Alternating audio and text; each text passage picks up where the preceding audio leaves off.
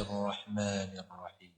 الذين قال الله إنما يريد الله ليذهب عنكم الرجس أهل البيت ويطهركم تطهيرا.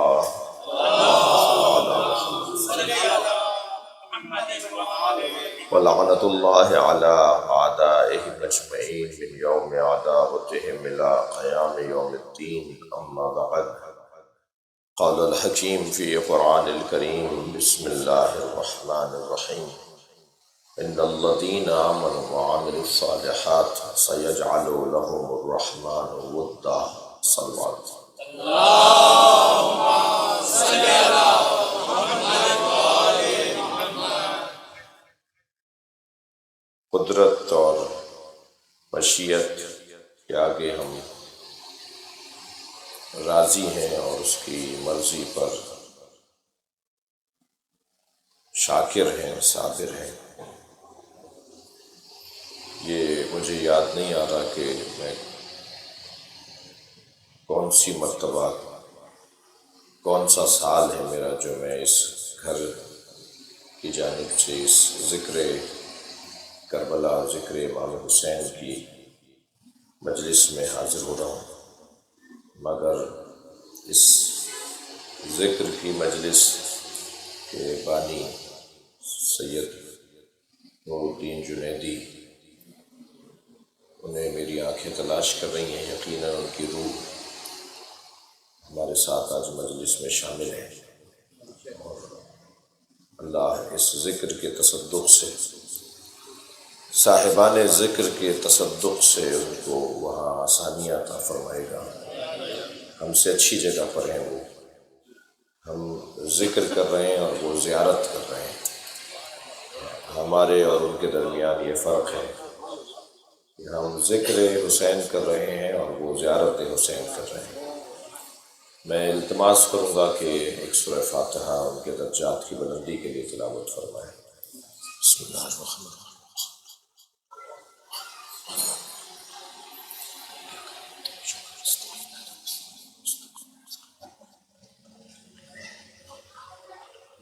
بسم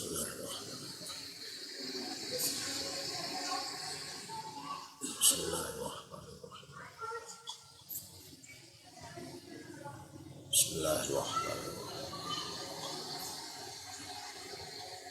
اللہم صل علی محمد وعلی محمد۔ مغفرت کے لیے صلوات پڑھیں۔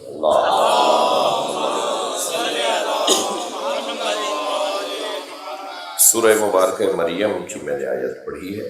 آیت کا عنوان ایک ایسا مسئلہ ہے جو ہمارے روزمرہ پیش آنے والے مسائل میں سے ہے، اور وہ مسئلہ یہ ہے کہ ہم اس دنیا فانی میں، اس گزرگاہ میں، اس جسر اور پل کی حیثیت رکھنے والی زندگی میں، اس کھیتی اور محنت کرنے والی جگہ سے گزرتے ہوئے ایک الجھن کا سامنا کرتے ہیں، اور وہ یہ کہ ایک کو راضی کریں تو دوسرا ناراض، اور دو راضی ہوں تو چار ناراض، اور کبھی دل کرتا ہے کہ اسے خوش کر لیں تو کبھی دل کرتا ہے کہ دوسرے کسی اور کو خوش کر لیں، مگر نہ وہ راضی رہتا ہے ہمیشہ، نہ وہ راضی رہتا ہے ہمیشہ۔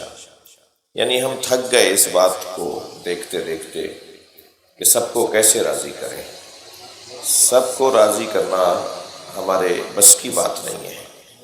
شاید یہ مجمع، یہ محترم سماعت رکھنے والی شرکائے ذکر امام حسین میری بات سے 100% متفق ہوں کہ دنیا میں کوئی ہی شاید ملے، اور یقیناً نہیں ملے گا، جو یہ بتا سکے کہ وہ سب کو راضی کر سکا۔ کیسے ہم سب کو راضی کریں؟ کوئی ہم سے راضی تو کوئی ناراض، اور بعض اوقات تو الجھنیں بہت زیادہ بڑھ جاتی ہیں اور پھر وہ فساد کی طرف ماحول چلا جاتا ہے۔ تو کیا کریں کہ سب راضی ہو جائیں؟ وہ فارمولہ قرآن مجید میں سورہ مبارکہ مریم آیت نمبر 96 میں اللہ نے جو میں نے تلاوت کیا ہے، وہ فارمولہ اللہ اس آیت میں عطا کر رہا ہے۔ اچھا، یہ بھی میرے محترم سننے والوں پر آیا ہے کہ ہم یہ جو ذکر کرتے ہیں یہ قرآن مجید کی ایک آیت لے کر اس کی تفسیر بیان ہوتی ہے، اور پھر تلاش کرتے ہیں کہ اس آیت کی تفسیر میں ہم کہاں جا کر فٹ ہو رہے ہیں اور ہم کیسے اپنے مسئلوں کو حل کر سکیں گے۔ اور پھر جب مجلس مکمل کر رہے ہوتے ہیں تو اس آیت سے کربلا کو اور اہل بیت سے اور اس کا تعلق ہم ڈھونڈتے ہیں کہ کیا ہے، اور انہوں نے اس کے لیے عملی طور پر کیا کیا ہے۔ یعنی قرآن صامت سے بات شروع کرتے ہیں اور قرآن ناطق پر بات مکمل کرتے ہیں، کیونکہ مولا علی نے ایک جنگ کے اندر باقاعدہ خطبہ دیتے ہوئے فرمایا کہ میں تمہارے سامنے بولتا قرآن کھڑا ہوں، میں اللہ کی کلام کا ایک مجسم وجود ہوں،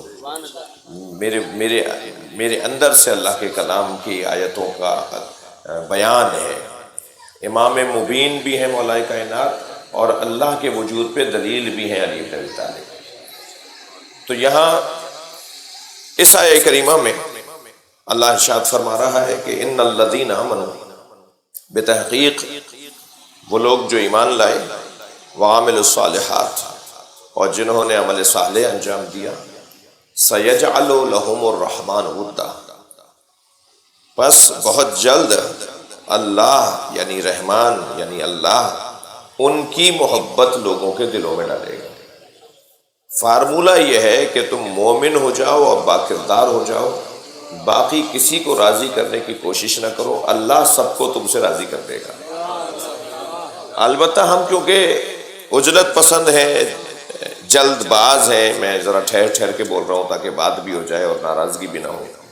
کچھ ایسے عنوانات ہیں کہ جس میں ہمیں اچھا نہیں لگتا کہ یہ لفظ ہمارے لیے استعمال، ہم جلد باز ہیں، ہمارے وجود کے اندر عجلت ہے، ہم کام جلدی کرنا چاہتے ہیں، ہمیں آج ہی چاہیے، ابھی چاہیے، جبکہ ماں بھی بچے کو ہر چیز مانگنے پہ دیتی نہیں ہے، وہ بھی جب دیتی ہے جب مصلحت ہوتی ہے۔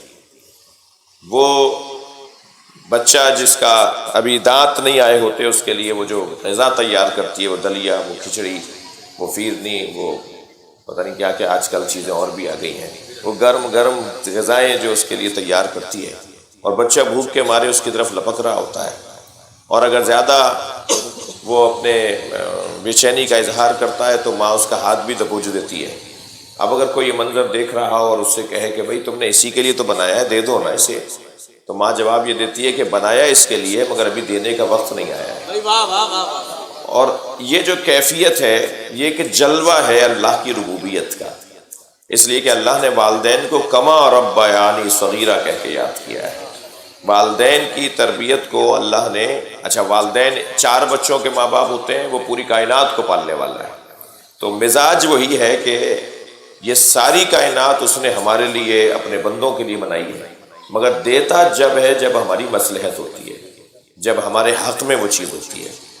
لہٰذا ہمارا کام مانگنا ہے، ہمارا کام اسے بتانا نہیں ہے کہ تو یہ کر رہا اور یہ نہ کر، ہمارا کام دعا کرنا ہے، قبول کرنا، کب کرے اور کیسے کرے اور کس ذریعے سے کرے اور کہاں کرے، یہ اس کا کام ہے۔ اسی کو دعا کا فلسفہ بھی کہا جاتا ہے۔ تو گفتگو یہ ہے کہ اللہ راضی کرے گا صاحبان ایمان سے اور صاحبان کردار سے، لوگوں کو اللہ خود راضی کر لے گا۔ اب ممکن ہے کہ اس میں فوراً یہ جلوہ نظر نہ آئے، مثلا امام حسین کی شہادت کے 100 سال بعد تک تو امام حسین کی قبر پر کوئی سایہ بھی نہیں تھا، کوئی سائبان بھی نہیں تھا۔ 100 سال کے بعد سے لے کے آج تک آپ دیکھیے، یہ تقریباً 1300-1400 سال کا دورانیہ گزر گیا۔ یہ خاص روحانیت ہے، خاص ان کے ذکر کے اندر تاثیر ہے۔ وقت گزرتا گیا اور آج تعداد میں، اس ذکر میں شریک ہونے والوں کی تعداد میں اضافہ ہوتا چلا جا رہا ہے۔ وہ شاعر نے بجا کہا ہے کہ انسان کو بیدار تو ہو لینے دو، ہر قوم پکارے گی ہمارے حسین۔ اب یہ تو بحث ہی نہیں رہی نا کہ امام حسین کسی مسلک کے ہوں اور کوئی مسلک والا ہی امام حسین کے کہ کوئی کہے کہ جی میں میرے علاوہ کوئی اور ذکر نہیں کر سکتا، بلکہ پھر مجھے 2 مصرے ایک شاعر کے یاد آ رہے ہیں، وہ کہتا ہے کہ یہ کس نے کہہ دیا کہ ہماری ہے کربلا، یہ کس نے کہہ دیا، جناب عباس زیدی صاحب کے 2 مصرے، کہ یہ کس نے کہہ دیا کہ ہماری ہے کربلا، حق بات تم کہو تو تمہاری ہے کربلا۔ تو اب تو کسوٹیاں کربلا کے ساتھ جڑ رہی ہیں۔ اب تو اس ذکر کے ساتھ انسان اپنی زندگی کی پالیسیاں بنائے گا. تو بات بہت آگے تک جا چکی ہے. مسیحی امام حسین کا ذکر کر رہے ہیں. میں خود 2 ہندوؤں کے گھر جا کے مجلس پڑھتا ہوں، یعنی ہندو بانی ہوتے ہیں میر کو خاص اور تھر کے علاقوں میں، اور کچھ سیاسی لوگ بھی ہیں جو ہندو ہیں، جو جن کی طرف سے نیاز کا انتظام ہوتا ہے. اور اس خطے کے اندر، اور پھر آپ عراق چلے جائیں اور بحرین اور عمان چلے جائیں تو وہاں مسیحی وہ صلیب اٹھا کر جو امام حسین کا ذکر کر رہے ہوتے ہیں، اور چرچ میں یسوع حسین کا ذکر عاشور کے دن ہو رہا ہوتا ہے. اور اسی طرح اور مسالک اور مکاتب اور ادیان ہیں جو اس ذکر سے جڑے ہوئے ہیں. کیونکہ کربلا، میں ان بچوں اور جوانوں کے لیے عرض کر رہا ہوں کہ کربلا اقدار کا معرکہ تھا، مسالک اور مکاتب اور ادیان کا معرکہ نہیں تھا. میں لفظ اور روشن تر کروں کہ تہذیب کی بقا کی خاطر قربانی دی گئی ہے. سرکار نے کیوں فرمایا انک لعلی، سرکار نے کیوں فرمایا انما بعثت لاتمم مکارم الاخلاق، مجھے اخلاقیات کو کمال تک لے جانے کے لیے بھیجا گیا ہے. مجھے مبعوث ہی اس لیے کیا گیا ہے کہ میں اخلاقیات کو کمال تک لے جاؤں. اللہ کی توحید کا عقیدہ بھی اخلاقیات کے ساتھ جڑا ہوا ہے. سرکار کی نبوت کو تسلیم کرنا بھی اخلاقی موضوع ہے. مولا علی کی ولایت کو ماننا اور نہ ماننا بھی اخلاقی مسئلہ ہے. اہل بیت کے احترام کرنا اور نہ کرنا بھی اخلاقی مسئلہ ہے. صحابہ کرام کا احترام کرنا نہ کرنا بھی اخلاقی مسئلہ ہے.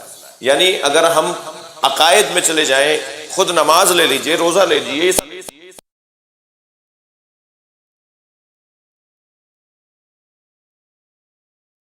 یاد نہ کروں جس نے مجھے خلق بھی کیا ہے، جو مجھے پال بھی رہا ہے.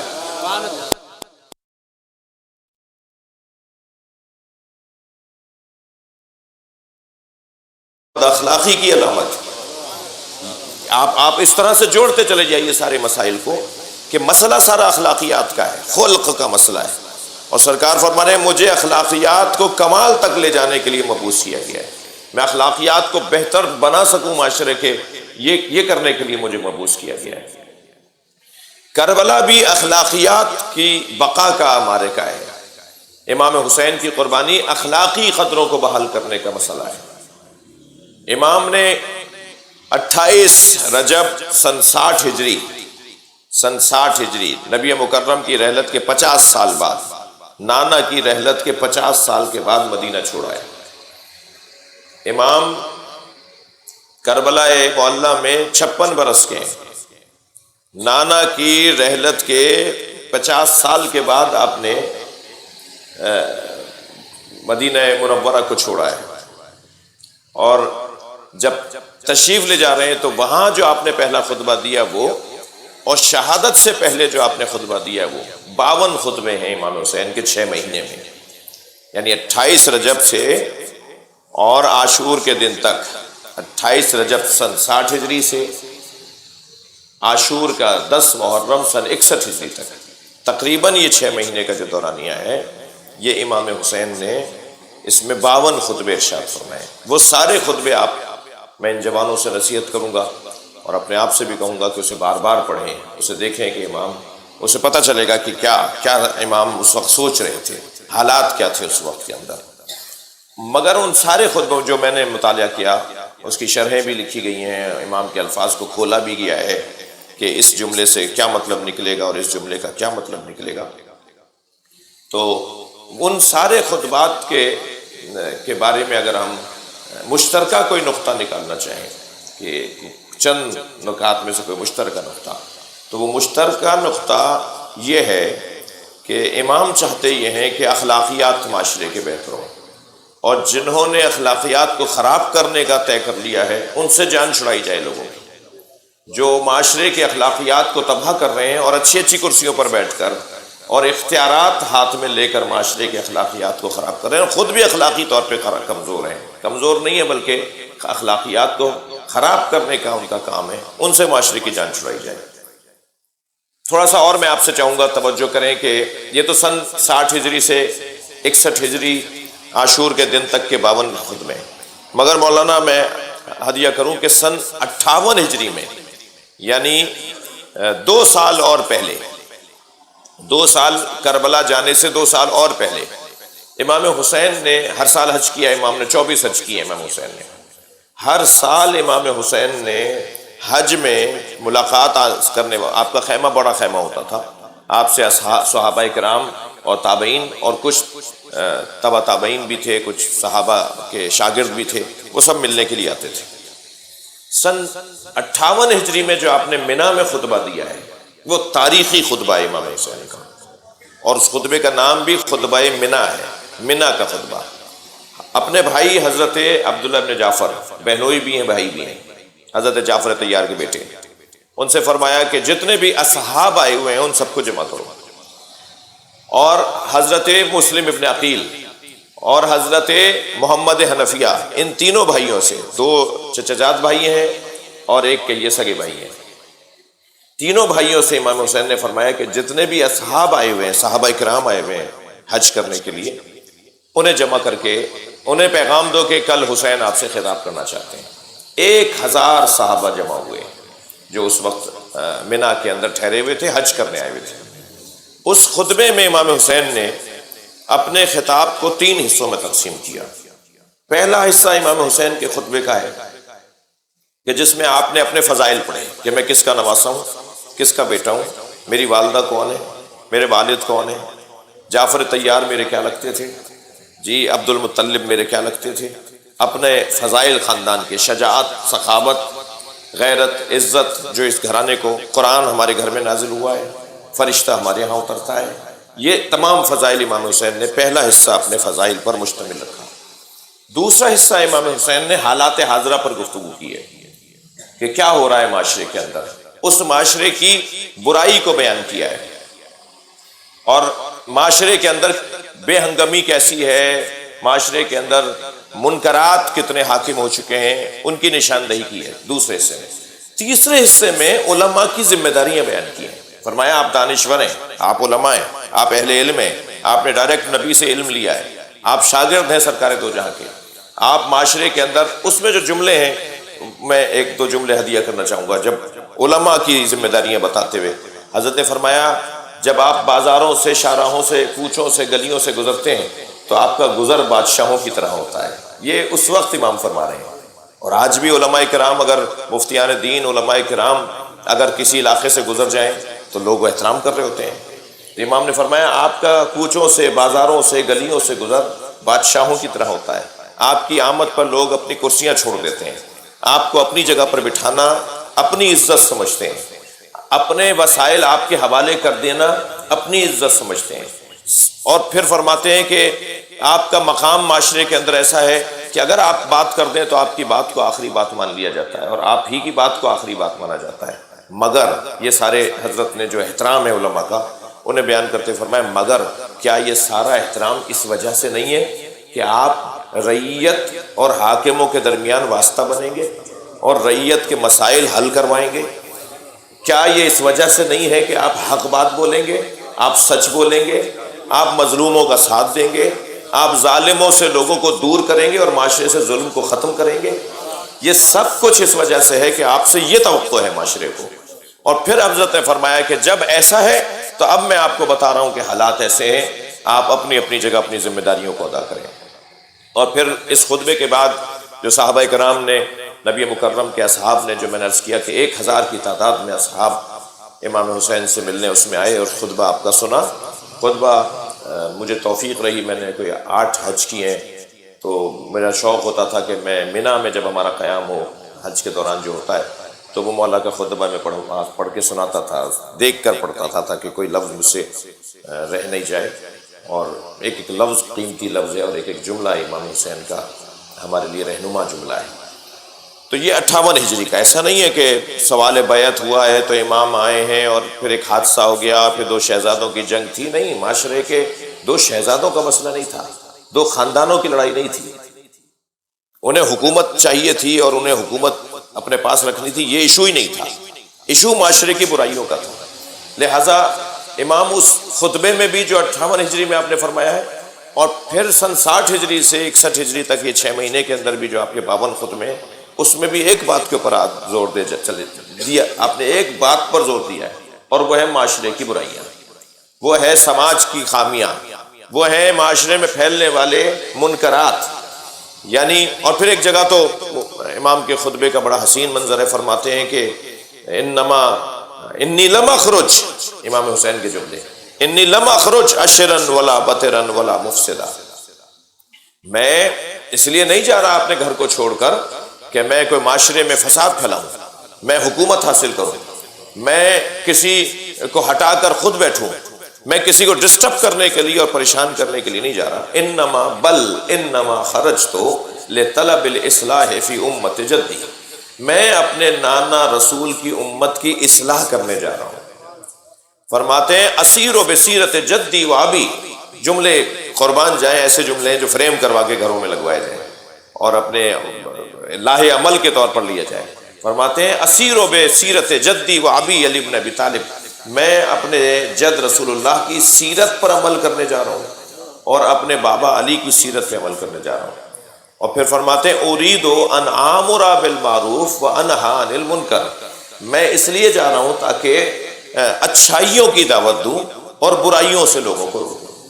یہ لاہ عمل تھا امام حسین نے جانے سے پہلے. یہ مدینے کا خطاب ہے حضرت کا، جب آپ نے نعرے تکبیر، نعرے رسالت، نعرہ حیدری، خوشنودی محمد آل محمد بلند تر صلوات. اللہم صلی علی محمد وآل محمد. حضرت نے بہت واضح طور پر، یعنی یہ نہیں تھا کہ وہ ایک سوال، ایک بیعت کا خط آیا، اس کے بعد تحریک شروع ہوئی، حضرت سے سوال کیا گیا کہ بیعت کر لیں یزید کی اور امام نے منع کر دیا میں نہیں کروں گا. اور پھر جب آپ پر فشار آیا، 3 شخصیات تھیں جنہوں نے بیعت سے انکار کر دیا تھا، حضرت عبداللہ ابن عمر، حضرت عمر کے فرزند، حضرت عبداللہ ابن زبیر، حضرت زبیر ابن عوام کے فرزند، اور حضرت حسین ابن علی، حضرت علی کے فرزند. یہ 3 شخصیات نے بیعت نہیں کی. اور پھر دو وہ شخصیات چونکہ مکہ المکرمہ میں مقیم رہی، امام حسین بھی مکے میں رہے، مگر امام نے مکے سے پھر عراق کا سفر کیا اور وہ دونوں شخصیات وہیں رہیں، اور پھر انہیں مارنے کے لیے بھی خانہ کعبہ کو آگ لگائی گئی. یعنی امام حسین کی شہادت کے بعد انہیں پکڑنے کے لیے اور انہیں مارنے کے لیے بھی خانہ کعبہ کو آگ لگائی گئی، خانہ کعبہ جلایا گیا. یہ واقعہ کربلا کے بعد کی بات ہے اور مدینہ منورہ کو تاراج کیا گیا ہے. یہ کربلا کے واقعے کے بعد کا تاریخی واقعہ ہے، یعنی آخری واقعہ کربلا کا نہیں ہوا ہے. امام حسین کے بعد اور صحابہ 1000 صحابہ کرام کے بچوں کے ساتھ جو مدینے میں زیادتی ہوئی ہے وہ کربلا کے واقعے کے بعد ہوئی ہے. تو بہرحال اصل موضوع میرا یہ تھا کہ ایسا نہیں ہے کہ بیعت کا سوال کیا جائے اور پھر حضرت نے پھر اس کا انکار کیا تو پھر ایک ماحول بنا اور پھر حضرت کو مار دیا گیا. نہیں، حضرت تو سن 58 ہجری سے اور اس سے پہلے سے اور اس سے پہلے اپنے بھائی کے زمانے سے، اپنے بابا کی رحلت کے بعد سے ایک درد میں مبتلا تھے، ایک کیفیت میں مبتلا تھے کہ معاشرہ خرابی کی طرف جا رہا ہے. سماجی مسائل کے حل کے لیے امام نے، اور پھر بالآخر کربلا پہنچے اور کربلا میں انہوں نے اقدار کی خاطر فرمایا ہوا شارب الخمر، نہیں فرما رہے نماز نہیں پڑھتا. وہ کہیں ایک خطبہ نہیں ہے جو امام حسین نے فرمایا ہو کہ یزید جو ہے وہ روزہ نہیں رکھتا، یزید نماز نہیں پڑھتا، یزید قرآن نہیں پڑھتا. یہ بات ہی نہیں کی کہیں امام نے. ان 52 خطبوں میں جب بھی بات کی ہے امام نے یزید کے خلاف، معاشرتی برائیوں کی ہے، اخلاقی کمزوریوں کی بات کی ہے. مثلا ہوا شارب الخمر، وہ شراب پیتا ہے. شراب پینا اخلاقی مسئلہ ہے، عیسائیوں کے بھی جائز نہیں ہے، ہندوؤں کے بھی جائز نہیں ہے، یہودیوں کے بھی جائز نہیں ہے. جیسے وہاں اپنے دین پر عمل نہ کرنے والے وہ شراب پیتے ہیں، ایسے یہاں بھی دین پہ عمل نہ کرنے والے یہ حرام کام کرتے ہیں. یہ نہیں ہے کہ ان کے ہاں جائز ہے، ان کے مذہب میں، کسی کے مذہب میں ہر وہ چیز جو عقل کو زائل کر دے اور زوجہ اور ماں کا فرق مٹا دے اور بہن اور بیٹی کا فرق مٹا دے اور گلی اور کوچے کا اور بیٹے اور بچے کا، اور کوئی بھی اس کو تمیز نہ رہے، اس کی عقل ہی زائل ہو جائے، وہ اخلاقی مسئلہ ہے. وہ اخلاقی ہو شارب الخمر معلن بالفسق، علنی گناہ کرتا ہے. معلن بالفسق، معلن علنی اعلانیہ گناہ کرتا ہے، چوک پر گناہ کرتا ہے، سب کے سامنے، اس کو کوئی خوف ہی نہیں ہے، دھڑلے سے غلط کاموں کا انجام دیتا ہے. ہاں کروں گا، میں نے کیا ہے اور کروں گا، اس لب و لہجے کا ہے. امام فرمایا یہ معلن بالفسق ہے. وقاتل نفس محترمہ، اور یہ نفس محترمہ یعنی بے گناہ لوگوں کو مروا دینا، فلاں نے ایسا مار دو اس کو، اٹھا لو اس کو، مار دو، ختم کر دو، پھینک کے آ جاؤ دریا کے اندر، کنویں کے اندر، بس یہ کام ہو رہے ہیں۔ حضرت نے فرمایا کہ یہ کام کرتا ہے۔ پھر یہ ساری برائیاں بیان کرتے ہوئے جو اخلاقی کمزوریاں تھیں، فرماتے ہیں مثلی لا یبایع مثلا، مجھ جیسا اس جیسے کی بیعت نہیں کر سکتا۔ یہ تحریک بنا دی امام حسین، یعنی کربلا 61 ہجری کے اندر بند نہ ہو جائے، بلکہ کربلا کو ہر سال دہراؤ تاکہ میرے چاہنے والے ان جیسے لوگوں سے دور رہیں۔ تحریک بنا دی کربلا، مثلی لا یبایع مثلا، مجھ جیسا۔ اب اپنے آپ کو جوڑتے چلے جائیں امام حسین کے ساتھ، اور امام حسین کے ساتھ جڑنے والے لوگ ادھر جڑنے والوں کے ساتھ بیعت نہیں کر سکتے، یعنی ان کاموں میں مبتلا لوگوں کے ساتھ سمجھوتے نہیں کر سکتے۔ عزیزو، معاشرہ تو کچھ ہمارا بھی اسی طرح کا ہے۔ ایک صلوات پڑھ لیں ذرا،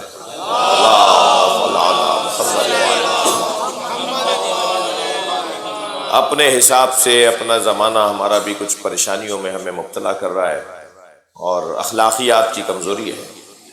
جو اصل میرا اس ساری بات کرنے کا مطمع نظر ہے وہ یہ کہ ایسا شخص جو ہوتا ہے نا، وہ سب کو ناراض کر رہا ہوتا ہے، یا 99% لوگوں کو ناراض کر رہا ہوتا ہے۔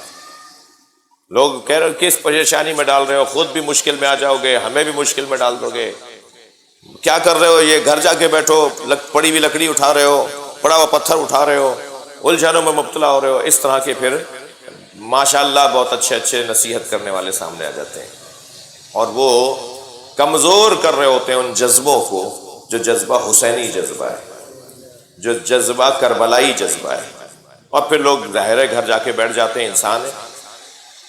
لیکن یہ تذکرہ، یہ ذکر، یہ کربلا کا بیان، یہ اس کی یاد ہمیں پھر اس دور کے اندر لے کے جائے گی۔ اچھا، اس سے ہٹ کر کوئی مثالیں ہوتی تو شاید ہم وہ بیان کرتے۔ میری مراد یہ ہے کہ یہ ذکر کیوں کر رہے ہو، بھائی کسی اور کا کر لو تو بھائی کسی اور کے یہاں ایسی مثالیں لے آؤ تو ہم ان کا محرم منا لیتے ہیں، پھر ان کی کربلا منا لیتے ہیں۔ ایک صلوات پڑھ لیں ذرا محمد و آل محمد۔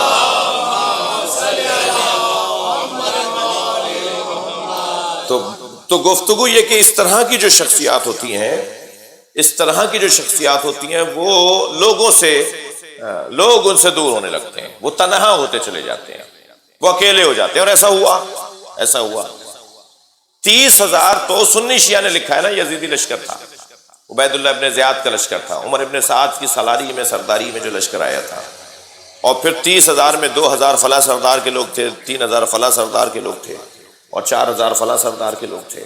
4,000 تو شمر ابن ذل جوشن لے کر آیا تھا اپنے ساتھ سپاہیوں کو، اور ابن یزید ریاحی 1,000 سپاہیوں کو لے کر آئے تھے۔ تو یہ جو بعد میں پھر طائب ہوئے اور پھر شب عاشور امام حسین کے ساتھ آ کے ملے، تو یہ 30,000 اور کہاں 72،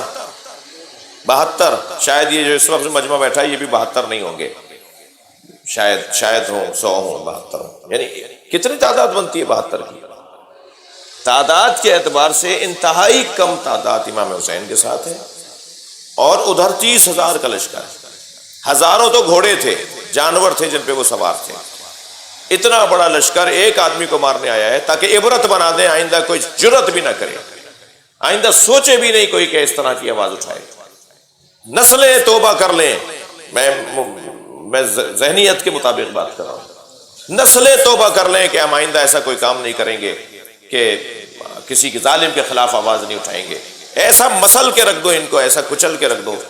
اور جس انداز سے مارا ہے امام حسین کو، وہ واقعی یہی انداز تھا کہ عبرت بنا دو، آئندہ کوئی حاکم کے خلاف بات نہ کرے، آئندہ کوئی بادشاہ کے خلاف بات نہ کرے، آئندہ کوئی ظالم کے خلاف بات نہ کرے۔ لاشیں پہ گھوڑے دوڑا دو، بچوں کو اسیر بنا لو، خیمے جلا دو، بڑے لوگوں کے ساتھ ایسا کرو کہ جن لوگوں کو اللہ نے عظمت عطا کی ہے کہ لوگ ذہن سے نکال دیں حسین کے ساتھ ایسا ہو سکتا ہے، تو پھر ہماری کیا حیثیت ہے، ہمارا کیا مقام، ہم کون ہوتے ہیں؟ لہٰذا خاموش ہو کے گھر پہ بیٹھ جاؤ۔ اور ایسا ہوا، میں جاؤں گا تو طویل بھی ہو جائے گی گفتگو، ایسا ہوا کہ بعض لوگوں کو جب کہا گیا کہ بھائی فلاں ایسا کام کر رہا ہے، ایسی بات کر رہا ہے، تو انہوں نے کہا نہیں ہم نہیں کر سکتے، جب حسین کے ساتھ ایسا ہو گیا تو ہمارے ساتھ کیا ہوگا، ہمارے اندر ہمت نہیں ہے۔ لیکن یہ جو امام نے فرمایا مثلی لا یبایع مثلا، مجھ جیسا اس جیسے کی بیعت نہیں کر سکتا، یہ تحریک بنا دی کہ کوئی بات نہیں، 100-200 سال تک تو شاید لوگ ڈرے ڈرے سے رہیں گے، مگر فرمایا تھا شب عاشور جناب زینب سے کہ یہ جو میری قبر ہے نا، یہاں میں یہاں دفنایا جاؤں گا۔ بی بی نے شب عاشور بہت گریہ کیا، تو فرمایا کیوں رو رہی ہو؟ کہا بھائی کل کیا ہونے والا ہے، مجھے محسوس ہو رہا ہے کل سب کچھ برباد ہو جائے گا، سب کچھ لٹ جائے گا۔ تو پھر اپنی بہن کا ہاتھ پکڑا، بہن بھی بہن ہے۔ علامہ اقبال کہتے ہیں حدیث عشق دو بابست کربلا و دمشق، یکے حسین رقم کر دیگر زینب۔ عشق کی دو ہی تو داستانیں ہیں، علامہ اقبال کا 2 مصرے سنائے میں نے آپ کو۔ عشق کی 2 ہی داستانیں ہیں، ایک کربلا ہے، ایک دمشق ہے۔ ایک بھائی نے لکھی ہے، ایک بہن نے لکھی ہے۔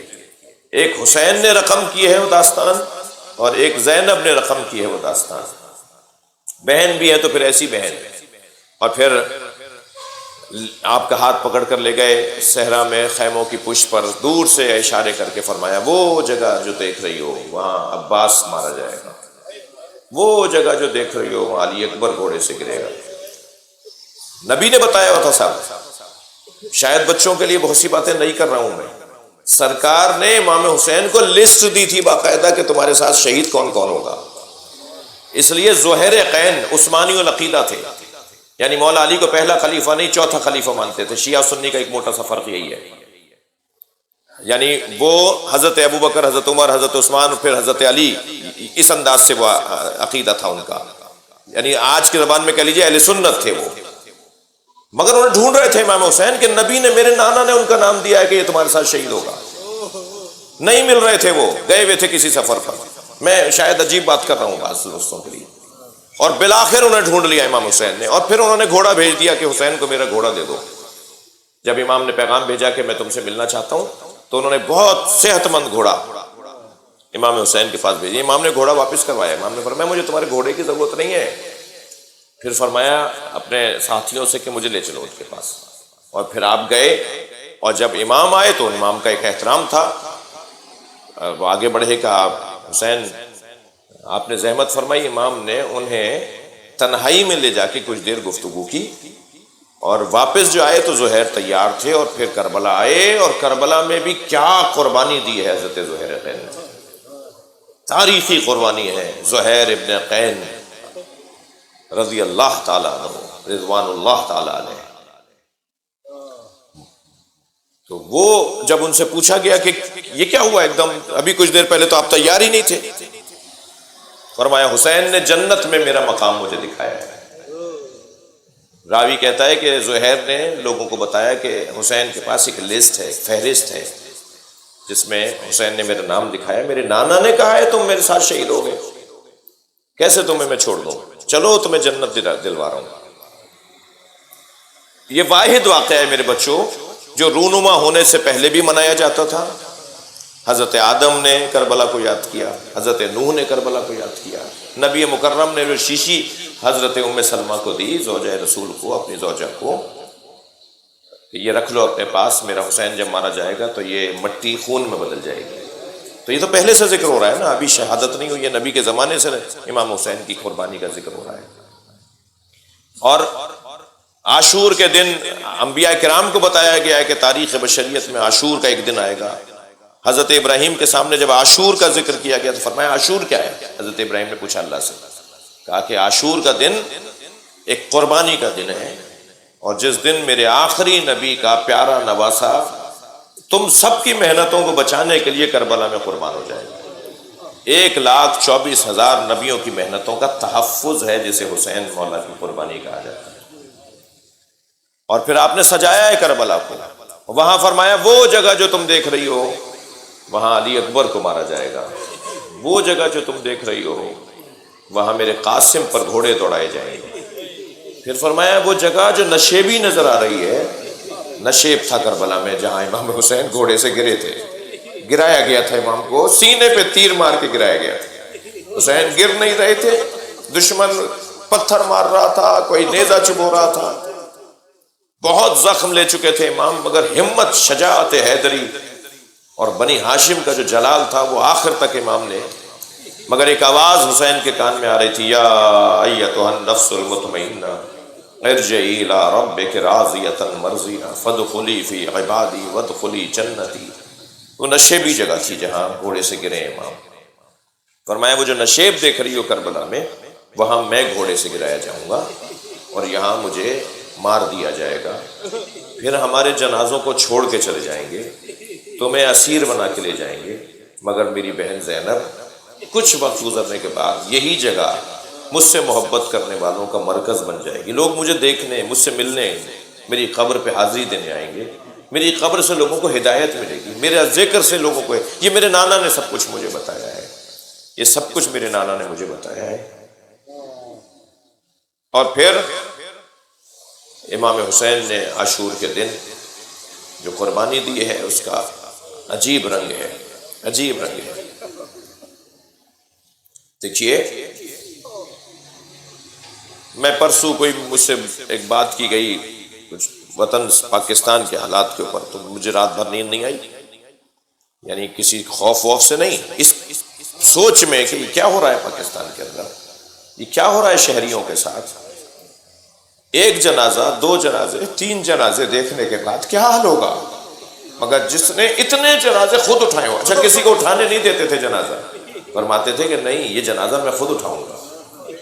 حتیٰ حضرت حر جو پہلے یزیدی لشکر میں تھے اور پھر توبہ کر کے امام کی طرف آئے، ان کے بیٹے کا لاشا امام نے جب اٹھایا تو حر نے بڑھ کر کہا کہ یہ غلام زادہ ہے، اس کا لاشا میں اٹھاؤں گا، مجھے دے دیجئے۔ تو امام نے فرمایا کہ نہیں، جوان کی میت باپ نہیں اٹھاتا۔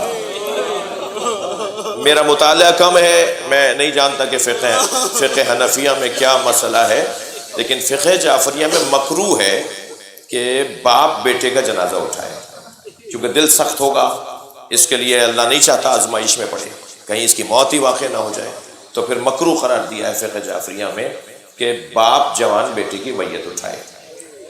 تو امام نے فرمایا باپ جوان بیٹے کی میت نہیں اٹھاتا، میں تمہارے بیٹے کی میت اٹھاؤں گا۔ اور امام نے حر کے جوان بیٹے کی میت اٹھائی، مگر خود حسین کس امتحان میں مبتلا تھے، جب علی اکبر کا لاشا اٹھا رہے تھے، لوگ ہی نہیں تھے ساتھ دینے والے۔ اس وقت میں برابر سے جناب زینب کی آواز آئی، تو مڑ کر دیکھا تو بی بی نے فرمایا بھیا میں نے اسے پالا ہے نا، میں پالنے والی ماں ہوں۔ حضرت علی اکبر کو پھوپھی نے اپنی گود لے لیا تھا، ماں تو حضرت ام لیلہ ہے حضرت علی اکبر کی، مگر جناب زینب نے اپنے پاس رکھا حضرت علی اکبر کو۔ فرمایا میں نے اسے پالا ہے، میں اس کا جنازہ اٹھاؤں گا۔ واحد جنازہ ہے جو جناب زینب، اور امام نے زینب کو دے دیا، ورنہ کسی اور کو کوئی لاشا اٹھانے نہیں دیتے تھے، کہتے ہیں میں خود اٹھاؤں گا۔ اب وہ جس نے سارے لاشے تو خود اٹھائے، مگر اس کا لاشا اٹھانے والا کوئی نہیں تھا، کوئی نہیں لا سکا، صرف گھوڑا تھا، ذوالجناح تھا، جو دوڑتا ہوا آیا خیموں کی طرف، اور اس نے آ کر خبر دی ہے کہ حسین مارے گئے۔ اور آپ نے سنا ہوگا کہ بیٹیوں کو باپ سے بہت محبت ہوتی ہے، باپ بھی بیٹیوں سے زیادہ، بیٹوں کے نسبت بیٹیوں سے زیادہ پیار کرتے ہیں۔ کربلا کے میدان میں ذوالجناح ڈھونڈ رہا تھا سکینہ کہاں ہے، اسی خیمے پہ جا کر رک گیا جس خیمے سے سکینہ کو باہر آنا تھا، اور زمین پر ایسے پیر مار رہا تھا جیسے مضطرب ہو اور اس کی روح نکل جائے گی۔ اور بی بی نے جب بابا کے گھوڑے کی آہٹ سنی، باہر آئی تو گھوڑا اکیلا کھڑا تھا، خالی کھڑا تھا، تو آگے بڑھی۔ کیا تربیت ہے امام حسین کی اپنے بچوں کی، آگے بڑھی، انتہائی وقار کے، 4 سال کی بچی کی کیا عمر ہوتی ہے، آگے بڑھی، گھوڑے سے فرمانے لگی یا جواد و ابی، اے میرے بابا کے پیارے گھوڑے۔ امام اسے باتیں بھی کرتے تھے، امام اسے مارتے بھی نہیں تھے، نانا نے دیا تھا وہ۔ پسر سعد نے، عمر ابن سعد نے کہا تھا امام کی شہادت کے بعد کہ ذوالجناح کو کوئی تیر نہ مارے، میں نے اپنی آنکھوں سے نبی کو اس پہ بیٹھے دیکھا ہے، میں اسے اپنے پاس رکھوں گا۔ اس لیے امام اس گھوڑے سے باتیں بھی کرتے تھے، اور عجیب داستان ہے، میرا موضوع نہیں تھا مگر یاد آ رہی ہے ایک بات کہ گھوڑوں کی عمر 25 سال سے زیادہ نہیں ہوتی، گھوڑے 25 سال میں مر جاتے ہیں، مگر میں نے حدیث پڑھی ہے سنی شیعہ کتابوں میں کہ نبی جس سواری پر بیٹھ جاتے تھے، لم یسن ولم یعرم، سرکار کے بیٹھنے کی وجہ سے نہ وہ سواری، گھوڑا، اونٹ، اونٹنی، خچر، جس پر آپ بیٹھیں، ایک گدھا بھی تھا یافور کے نام سے نبی کی سواری، نبی کی کوئی 11 سواریاں تھیں، سرکار جس سواری پر بیٹھ جاتے تھے، لم یسن، وہ بوڑھی نہیں ہوتی تھی، ولم یحرم، اور وہ مرتی بھی نہیں تھی، گم ہو جاتی تھی، پھر اگر کوئی تقدیر اس کے لیے اللہ نے لکھی ہوتی تھی وہ غائب ہو جاتی تھی. اب کہاں جاتی تھی؟ کسی نے نہیں دیکھا مرتے ہوئے اسے، اور نہ ہی اسے بوڑھا ہوتے ہوئے کسی نے دیکھا. یہ 50 سال کے بعد کربلا میں جوان ہے ذوالجناح. نبی کی سواری ہے، گھوڑے 25 سال میں مر جاتے ہیں، گھوڑوں کی عمر اس سے زیادہ نہیں ہوتی، مگر نبی کی برکت کی وجہ سے ذوالجناح کربلا میں. امام اسے مارتے نہیں تھے، امام اس سے باتیں کرتے تھے، کہتے تھے تیز چل تو تیز چلتا تھا، فرماتے تھے رک جا تو رک جاتا تھا.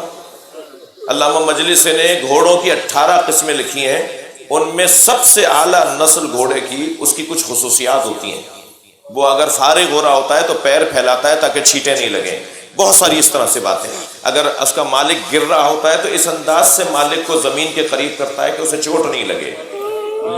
یہ گھوڑوں کی نسلوں میں وہ ذوالجناح نبی کی سواری تھی. امام نے اس پہ سواری کی، اور اس نے بہت دیر امام کی حفاظت بھی کی ہے.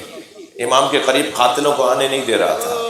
اور آخر میں جب امام شہید ہو گئے اور وہ گھوڑا آیا تو جناب سکینہ نے جو جملہ بولا ہے اس کے لیے، یا جواد و ابی، اے میرے بابا کے پیارے گھوڑے، یا جواد و ابی حل سقیا ابی ام قتل اچانا، مجھے بس اتنا بتا دے پانی پلا کے مارا یا میرے بابا کو پیاسا مار دیا.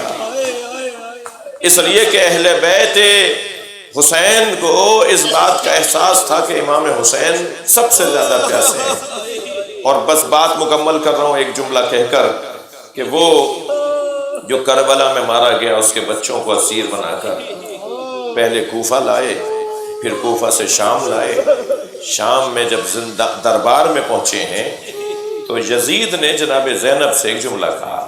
پہلے تو شعر پڑھ رہا تھا کہ لیتا شیاخی ببدرن، کاش آج میرے بدر کے بزرگ ہوتے تو دیکھتے کہ میں نے علی سے بدلہ لے لیا. علی نے میرے بڑوں کو مارا تھا بدر کے اندر، میں نے علی کے خاندان سے بدلہ لے لیا.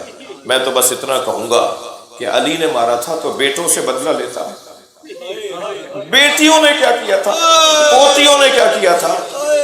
تو کہتا ہے جناب زینب سے کہ زینب بتاؤ سب سے بڑی مصیبت تم نے کیا دیکھی. عجیب جملہ ہے، کہتا ہے سب سے بڑی مصیبت بتاؤ تم نے کیا دیکھی. تو جناب زینب نے فرمایا زینب پر سب سے بڑی مصیبت یہ ہے کہ تجھ جیسے سے بات کر رہی ہے. کہاں نبی زادی، کہاں علی کی بیٹی، اور کہاں دربار میں کھڑے ہو کر یزید سے گفتگو. اس سے بڑی مصیبت زینب پر نہیں آئی. اللہ لعنت اللہ علی قوم الظالمین. یا اللہ ان آوازوں پر، ان حاضرین پر، ان سامعین پر، اس گلی اس محلے میں رہنے والوں پر اپنی رحمت برکت نازل فرما. جناب سید نور الدین جنیدی رحمت اللہ علیہ، یا اللہ ان کے درجات بلند ہیں، ان مزید بلند فرما.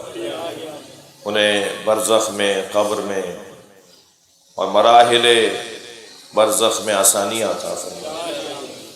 ان کے گناہوں سے، ان کی کوتاہیوں سے درگزر فرما.